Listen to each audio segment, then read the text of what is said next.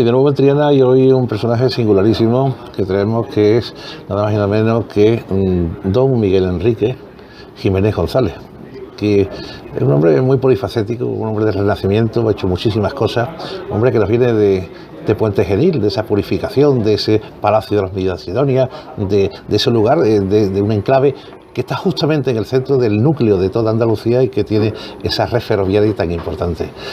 Don Miguel, buenos días. Buenos días, buenos días. Me alegro saludarlo. Estoy muy feliz porque estoy en Triana y realmente es un barrio o un sitio de Sevilla tan entrañable, y además yo soy hermano de la Esperanza de Triana. No sé que hay una vinculación trianera por su parte. Don Miguel, entre muchas cosas, es ingeniero naval y ¿cómo se plantea ser ingeniero? ¿Desde pequeño ya tiene esa ilusión o por una tierra de secano, como es su tierra? Bueno, como has dicho, yo nací en Puente Genil, la villa de mis recuerdos y mis anhelos y el motor de mi vida. Es mi pueblo acogedor, laborioso, emprendedor y también alegre, risueño y bullicioso, como lo definió el poeta Manuel Reina.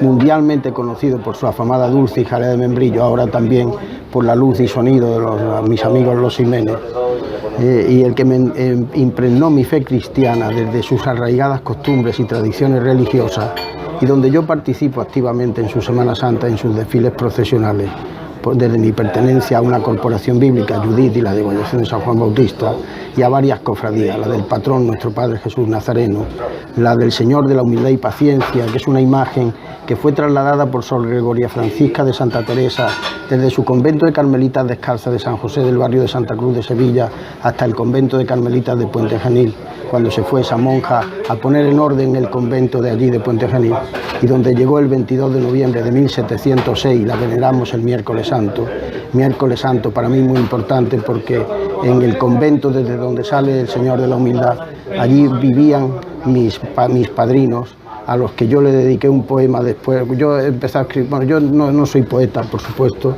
soy una persona que le gusta pensar, escribir y poner sus sentimientos rimados con ritmo sobre el papel, pero eso empecé a hacerlo el día 7 de noviembre del 2013, fue mi primer poema o primera vez que escribí sentimientos rimados con ritmo, y se lo dediqué a la Esperanza de Triana, y además lo hice desde la habitación 326 del Hospital Infanta Luisa, donde me habían operado de hemorroides y tuve unas complicaciones que me obligó a estar más días, y eso, pues, poema, si quieres luego te lo cuento, pero de cualquier manera, me has preguntado que por qué yo empecé a estudiar ingeniería naval. Bien, yo era un estudiante bueno, tenía buena cabeza y mucha voluntad. Valores que me impregnaron mis padres, y en especial mi padre, que acaba de morir el día 1 de junio, y que lo tengo siempre en mi recuerdo, porque si soy algo en la vida es por el legado de su ejemplo, de los valores que a mí me inculcó. Y eso es lo que es muy importante.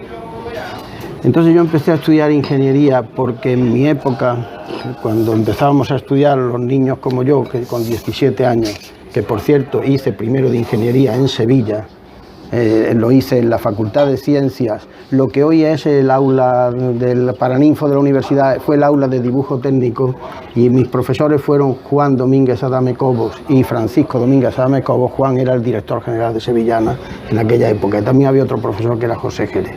De cualquier manera, los niños que decían los profesores son muy brillantes, son muy listos, son muy inteligentes, no es que yo lo fuera, pero bueno, por lo menos tenía voluntad y sacaba buenos resultados.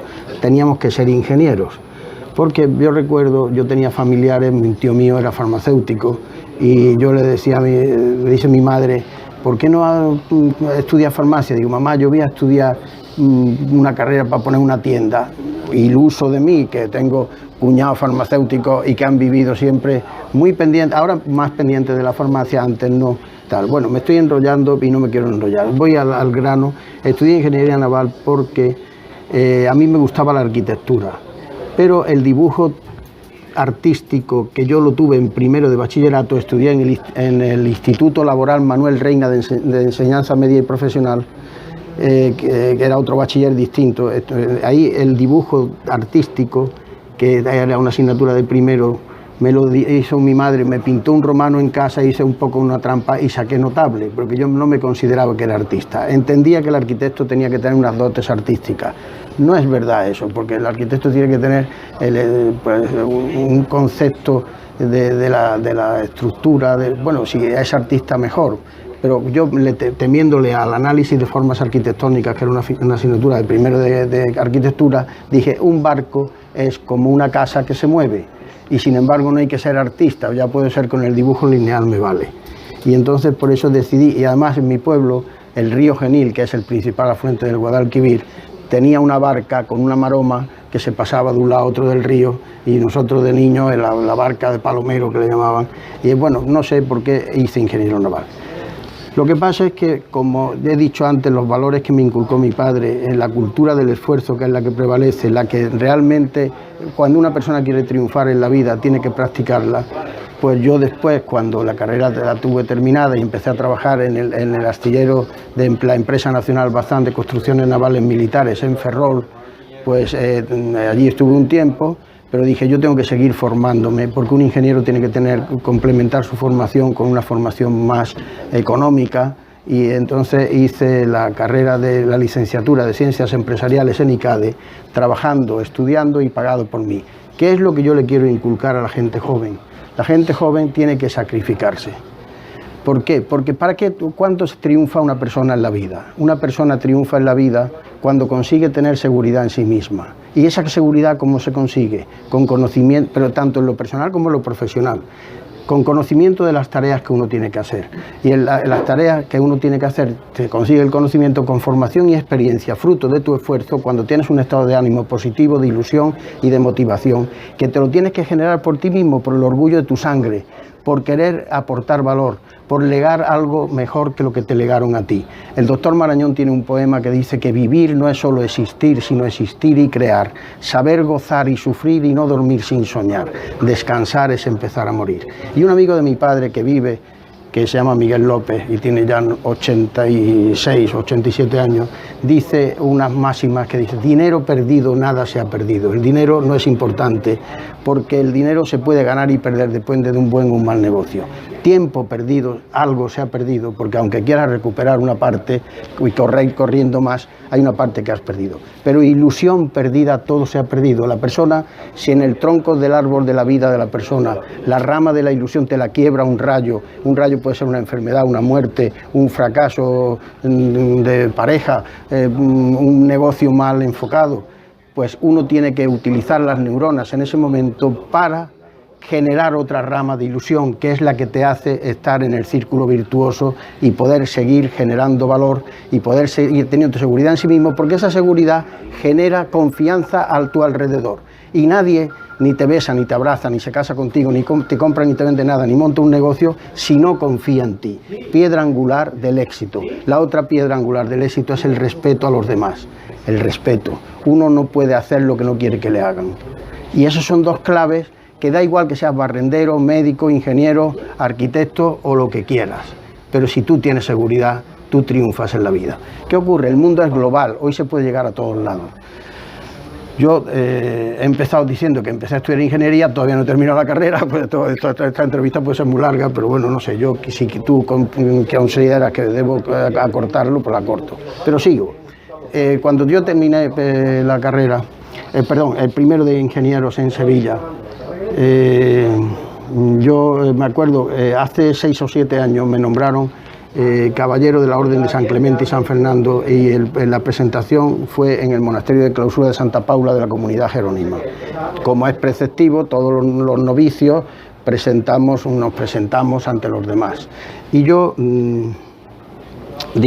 hablé de Puente Genil, una cosa parecida a lo que te he empezado diciendo, y después dije, llegué a Sevilla con 17 años para iniciar mis estudios universitarios de primero de ingeniería, y me quedé atrapado por su belleza, por su alegría, por su cultura autóctona, por sus cristos y sus vírgenes, por sus iglesias y monumentos, por la belleza de sus mujeres, por su olor a azahar. Ese cúmulo de sensaciones me calaron muy hondo, me alimentaron el alma y me hicieron complementar las vivencias que hasta entonces yo había podido tener.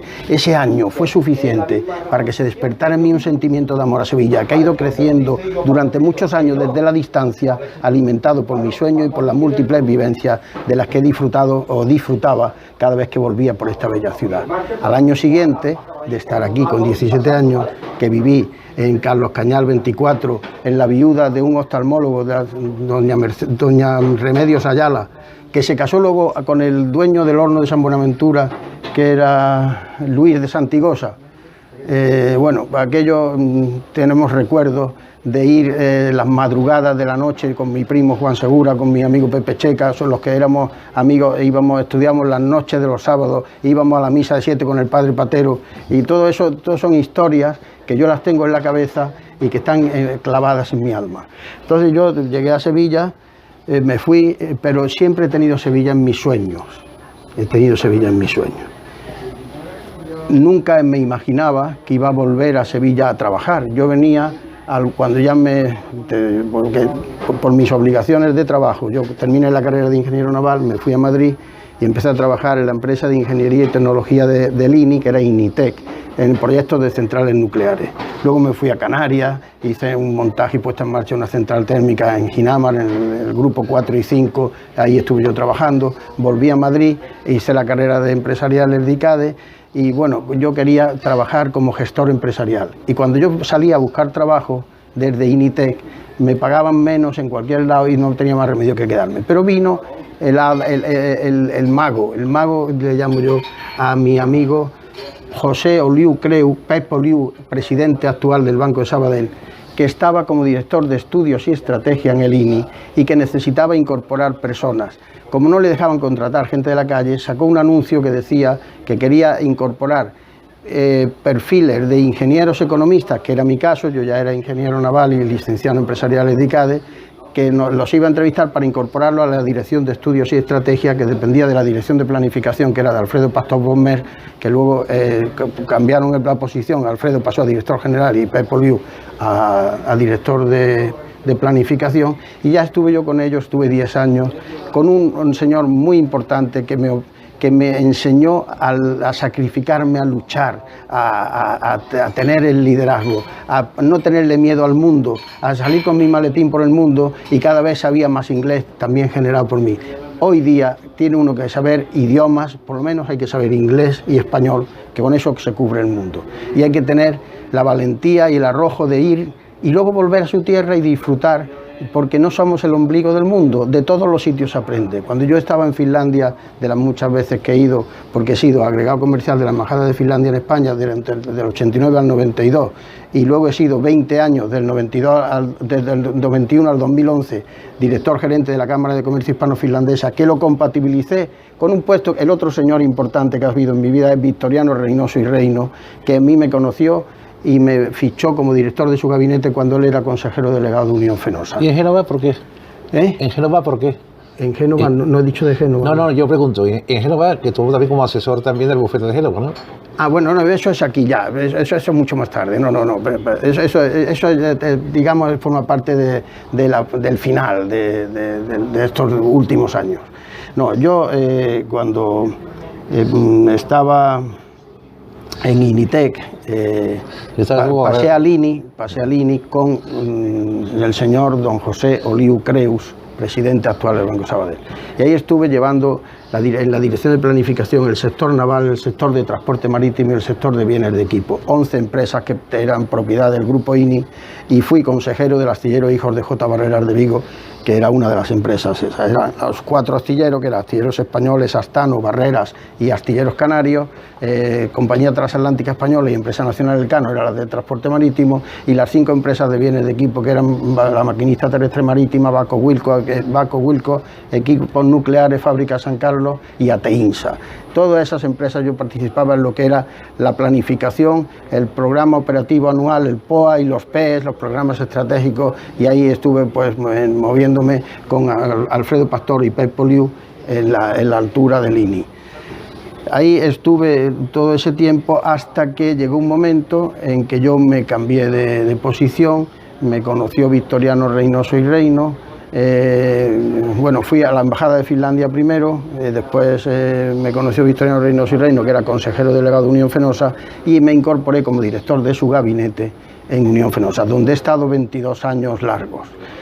los 10 primeros como director del gabinete de don Victoriano Reynoso y Reino, que fue una institución, desgraciadamente murió con 53 años de un infarto con fibrilación el 13 de mayo del 2002, y yo ya no estaba dependiendo de él, porque yo le dije un día, si cuando tú quieras, yo puedo pasar a volver a la línea ejecutiva de la empresa, no como un departamento de staff, que estoy contigo muy feliz, pero como tú eres el que manda, no quiero que te enfades, así que tú lo sabes y tal. Cuando nosotros nos metimos en el negocio del gas para ser una empresa de las utilities, tanto de electricidad como del gas, partíamos Unión Fenosa. Fue la primera gran fusión de dos grandes compañías por delante de los bancos y por delante de todo. Fue la primera gran fusión de Unión Eléctrica y Fenosa. Fue una fusión por absorción de Unión Eléctrica sobre Fenosa. Los absorbidos fueron los que lideraron el proceso, que estaba Julián Trincado Setier de presidente y Victoriano Reynoso y Reino consejero delegado.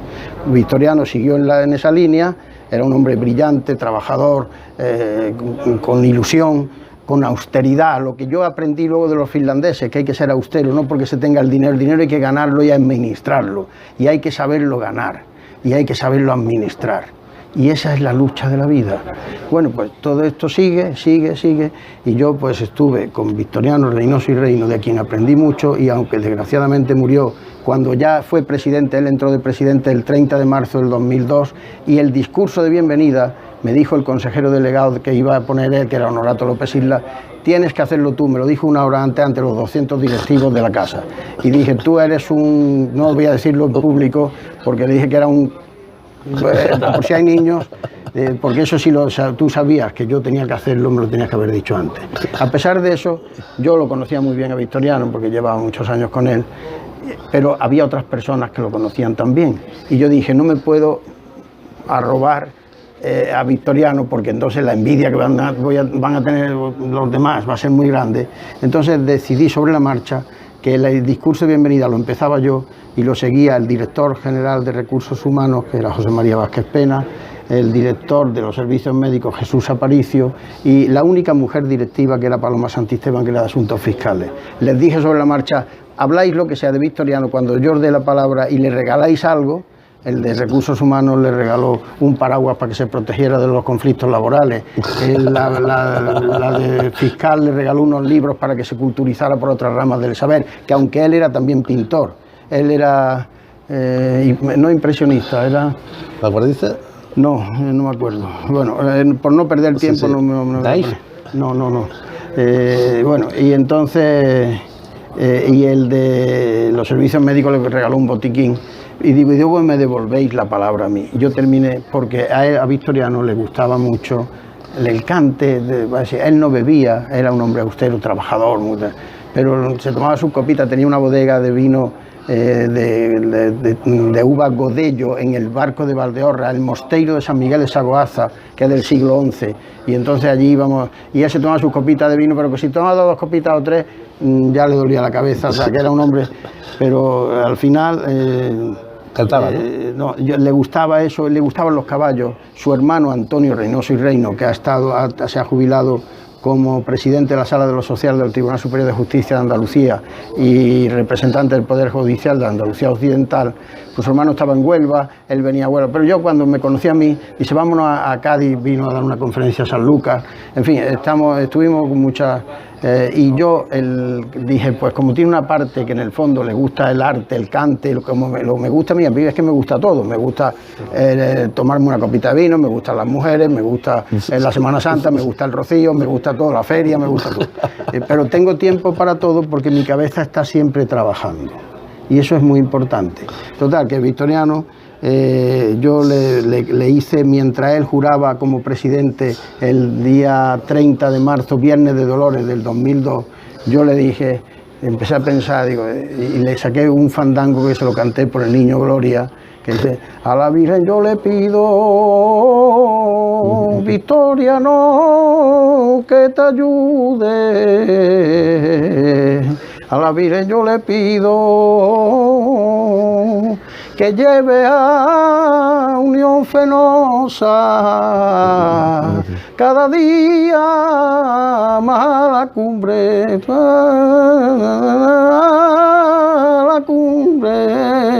Virgen, pero la Virgen no me hizo caso, porque 43 días después se lo llevó de un infarto con fibrilación en el Hotel María Pita de La Coruña. Pero son historias que forman parte de mi alma y de mi vida. Y bueno, yo, ¿qué puedo contar más? Así estoy improvisando todo. Bueno, me gustaría entrar en ese juego de tenis, ¿no? Te dejo, porque si hablo solo yo, no sé si me voy por la rama que tú quieres. Primero hemos conseguido una primicia, porque una entrevista eminentemente seria, con un fandango por medio, no es frecuente. Quiere decir que esto ya es historia. No, eso es seguridad en uno mismo. Lo que estamos grabando. Eso es seguridad en uno mismo. Eso es lo que yo quiero transmitir. Que eso es lo que hay que inculcarle a las personas. Una vez fui a Madeira con Victoriano Reynoso y con Elías Velasco, que era el director general. Y como por protocolo había que tener una cierta seguridad para él y tal, porque eran los temas de la amenaza, en fin, de la ETA y esas cosas. Y entonces hubo que contratar a un taxista con un taxi blindado y el señor se llamaba Gustavo y era una delicia de señor porque iba perfectamente vestido, educadísimo, sabía 5 idiomas, se sabía no conducir. Sabía conducir, limpiar el coche, sabía la cultura autóctona de la isla, sabía las comidas, sabía dónde estaban las bodegas, sabía todo. Y yo cuando cojo un taxi en Santa Justa, que cojo muchos taxis desde el año 2004, que llegué aquí, yo volví a Sevilla en el 2004, como director general territorial de Unión Fenosa en Andalucía y Extremadura. Entonces yo desde entonces cojo taxi todos los días y le digo a los taxistas, ¿usted qué es? ¿Un papa frita? ¿O usted de los que protesta cuando se va y está esperando en Santa Justa, charlando con el compañero 2 horas o 3? Y luego resulta que coge usted una carrera de 4 euros y se cabrea. Pues no, hombre, no. Usted sabe la cultura de Sevilla, usted sabe los monumentos, usted sabe de monumentos de Sevilla, usted se puede explicar cómo... Usted sabe inglés, usted no sabe nada. Si usted no se preocupa de saber, porque siendo taxista, usted puede ser un taxista brillante y que lo demanden porque aquí hay una población flotante de extranjeros y de nacionales, de personas que tienen un poder económico suficiente como para aportar valor y incrementar el Producto Interior Bruto de esta tierra, pero tiene usted que ofrecer algo a cambio importante, porque si usted no ofrece nada, ¿qué se lo van a regalar? A nadie le dan duro a 18 reales, decía mi abuela. Bueno, cosas de estas que yo digo, pero que en el fondo yo estoy feliz porque yo tengo una carrera profesional ya dilatada. El domingo cumplí 70 años, no sé si se notará o no. Entonces felicidades, está magnífico. Pero de cualquier manera, yo me creo que soy un chiquillo. ¿Por qué? Porque tengo vitalidad, porque yo pienso, porque yo le dedico muchas horas a meditar, a escribir, y bueno, siempre escribo de mis sentimientos. Pero hasta he hecho un poema de amor el otro día no, fue el último poema que he escrito. A mí me dicen, tú eres muy pesado porque empiezas y los poemas tuyos son muy largos. Son muy largos porque como yo no tengo prisa y a mí me gustan, porque yo hablo de los romanos de Puente Genil, o hablo de mi vivencia en el pueblo de Moriles con un señor que fue alcalde, que era don Francisco de Paula Marto Sagrás. Cosas muy largas que duran 10 minutos, que los tengo en mi cabeza. O sea, además puedo decirlas porque las tengo en mi cabeza. Pero este poema que digo, que lo creé el día 24 de octubre del 2017, me acuerdo, día de San Rafael, arcángel custodio de Córdoba, no patrón, que es San Aciclo, pues dice, imaginaros vosotros que estáis pensando en la mujer de vuestros sueños y decís, he llegado a mirarte sin verte. He tocado tu piel sin tenerte. He volado contigo sin alas y hemos alcanzado la estrella fulgente. He soñado que me acariciabas y he sentido que quiero quererte. Ya está, es tan fácil como eso. Pues, y por decir otro de Triana, que fue el primer poema de mi vida, 7 de noviembre de 2013, habitación 326, Hospital Infanta Luisa, se llama La esperanza de Triana arropada en el amor. Y dice, la esperanza de Triana sale por la madrugada para calmar con sus favores las cargas de su hermandad, que la colma con honores desde el principio al final. Le cantan por martinetes los gitanos de la cava y la llevan hasta el puente para unir las dos orillas, alfareros de Triana y el Arenal de Sevilla. Y la luna sobre el río vibra al sentirla pasar y le ilumina su paso en su lento caminar, porque sabe que Sevilla todo su amor le va a dar. Arropada en el amor de los miles de devotos por doquier en toda Sevilla, que le confían sus cuitas y la aclaman con fervor, al llegar al baratillo, nuestra madre vuelve al río cargada de compromisos en los brazos de sus hijos, los vecinos de Triana, que la mecen en volandas con cánticos y liturgias camino de su morada. Primer poema de mi vida, o primera relación de sentimientos rimados con ritmo. Dicho todo esto, perdonadme, porque estoy mezclando las churras con las merinas y no sé si el enfoque del que le quiero dar, que yo sobre todo estoy hablando. Yo todavía sigo activo, vamos a ver. Yo me desvinculé de Unión Fenosa por la edad y tal, pero yo, como mi cabeza y mi cuerpo está bien, yo hago todavía sentadillas, voy al gimnasio, o sea, yo me tomo una copa cuando encarta, yo canto, voy al Rocío, pues yo hago de todo. Yo soy el fundador de la Hermandad de Puente Genil del Rocío y también pertenezco a la Hermandad de Coria del Río. Pues estoy sintiendo, y yo me gusta la feria, como he dicho antes, me gusta todo. Pero entonces yo quiero seguir, y lo que quiero transmitir, bueno, digamos, aparte en el plan profesional, tengo muchas vivencias, porque yo he hecho buques en Corea del Sur, el astillero coreano de Daebu, en la isla de Okpo, he hecho un metanero de casi 300 metros de eslora, como 3 campos de fútbol, 200 millones de dólares, 140.000 metros cúbicos de capacidad de transporte de gas natural licuado. Es decir, yo he negociado y he hecho un barco en Corea, otro igual en Puerto Real. Tecnología, que eso es, un metanero tienes que, para que el gas natural, de esto es, digamos, por una cosa de cultura general, el gas natural está muy lejos, digamos, lo que son las reservas, normalmente están muy lejos de los centros de consumo.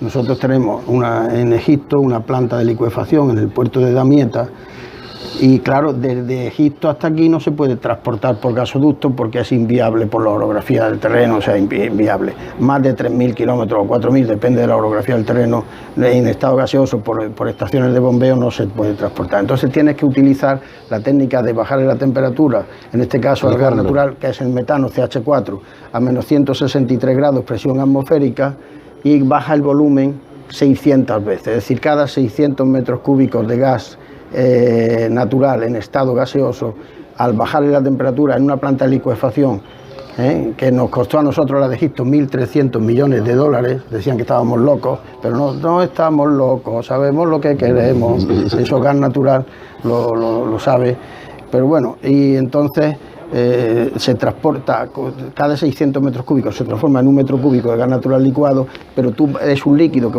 el buque tiene 4 tanques de 35.000 metros cúbicos, que son los 140.000, pero tiene que tener como cuando tú te vas de picnic con tu novia a tomar un café en el campo, llevas un termo que lleva un espesor de pared, de corcho y no sé qué para el aislamiento, pues ahí el aislamiento es más a lo bestia. A los mamparos estructurales del buque lo que se le unen son unas cajas de contrachapado de madera rellenas de perlita expandida, que es de 1 metro por 1 metro y 300 milímetros de espesor, se le pone una chapa de 0,7 milímetros de acero con una alta aleación de níquel invariable a los cambios de temperatura, esa es la barrera secundaria, a esa barrera secundaria se le une otra caja de 1 metro por 1 metro y 230, y más otra chapa de otros 0,7. En total el aislamiento es 531,4 milímetros y eso el tecnólogo francés que lo diseñó, que lo creó, que se llama MTT, una compañía que se llama MTT, garantiza que solo se vaporiza, porque como el aislamiento perfecto no existe, solo se vaporiza el 0,1% del volumen del tanque por cada día de navegación. Es lo que se llama el boil-off, que es un gas que queda dentro de eso, pero si quedara dentro reventaría el tanque, entonces lo tienes que sacar. Y nosotros lo sacamos para quemarlo en un quemador de una caldera dual, que quema fuel y quema boil-off, y entonces se utiliza para que eso pone el agua hirviendo, vapor de agua que a presión mueve la turbina turbina de baja, la de media, la de alta y la línea de ejes y la hélice y propulsa el barco. Lo he dicho demasiado rápido, pero de cualquier manera es significativo todo esto. Y ya no sé por dónde voy, no sé qué... Bueno, no creo que cabe duda que don Miguel Enrique Jiménez González... Bueno, me llama todo el mundo Miguel, yo me pongo Miguel E. en mis títulos, eso, porque mi padre era Miguel, mi abuelo Miguel, mi hijo Miguel y mi nieto Miguel. Somos 5 Miguel Jiménez. El anterior a mi abuelo era Rafael. Nosotros ya en la saga tenemos 5. Desgraciadamente ya mi abuelo y mi padre ya han desaparecido. Pues quedamos mi nieto, mi hijo y yo. Pasamos a la segunda parte de la entrevista, que es mucho más cercana. Ya desde que cenamos aquella noche en Antares, que estuvimos compartiendo una velada realmente exquisita, y que hablamos de la importancia de la economía y el movimiento económico en la Andalucía en que estamos ahora mismo. Es decir, hay una cantidad de empresas emergentes que son distintas a las que habían, los conceptos son distintos, y también como profesor de ICADE, que también ¿qué se cuece en las universidades ahora mismo? Bueno, las universidades se tienen que poner, digamos, y se están poniendo Las pilas, sí. Se están poniendo las pilas para estar con la vida real. No, es como en la iglesia, los curas no pueden hablar de la Biblia en plan de entelequia, hay que decir la Biblia aplicada al día a día de las personas. Por lo mismo, las universidades tienen que ser cada día más prácticas, cada día trabajar en equipo, cada día ir a los últimos adelantos. Tiene que haber una comunicación global de los mejores adelantos de una universidad y otra, acuerdos de universidad. Eso se está haciendo. Digamos, yo, mi inquietud, yo hablo de mi experiencia porque no puedo hablar de otra cosa. Yo trabajé en la universidad, las 2 carreras, y luego hice un máster en Administración de Empresas en el Instituto de Empresas. Y yo no, digamos, la formación permanente es importante tenerla como concepto.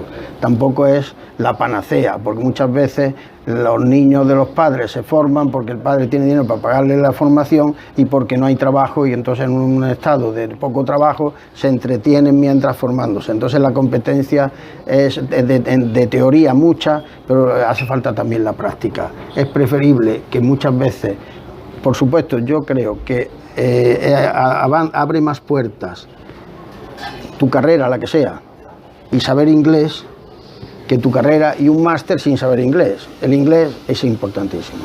Pues el niño que no pueda, porque empieza a trabajar, pero siempre hay que tener la inquietud. Yo recuerdo que cuando estaba estudiando, pues yo decía, mi padre me paga lo que puede, se sacrificaba, pero yo quería tener para mis caprichos. Entonces yo recuerdo que hice la revisión catastral del pueblo de Lucena, que me daban 30 pesetas por cada plano. Yo iba con un chiquillo midiendo hasta los conventos de clausura, la calle de San Pedro, la calle del Peso. Entonces yo ganaba 30 pesetas por cada plano, y a lo mejor yo ganaba, yo qué sé, 30 por 20, 600... ¿Pesetas de aquel tiempo? De aquel tiempo, y además con un amigo del alma, mi amigo Juan Ortega, que yo le llamo la enciclopedia del alma de Puente Genil, porque es un hombre muy culto, que presenta festivales de cante, entre otras cosas es profesor, y mi amigo, que montamos una academia, él de letras y yo de ciencias, y venían muchos chiquillos a que les dábamos clases. Había muerto mi abuelo, en casa de mi abuelo, y montamos la academia. Aprobaron todos porque éramos unos machacados.